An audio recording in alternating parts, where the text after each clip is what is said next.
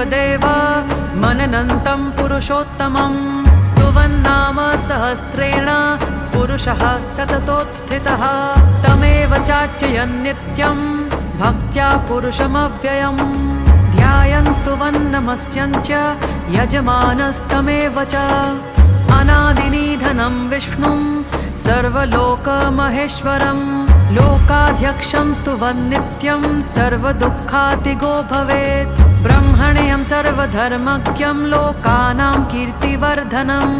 लोकनाथं महद्भूतं सर्वभूतभवोद्भवम्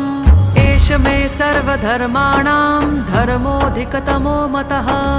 यद्भक्त्या पुण्डरीकाक्षं स्तवैरर्चेन्नरः सदा परमं यो महत्तेजः परमं यो महत्तपः परमं यो महद्ब्रह्म परमं यः परायणम्।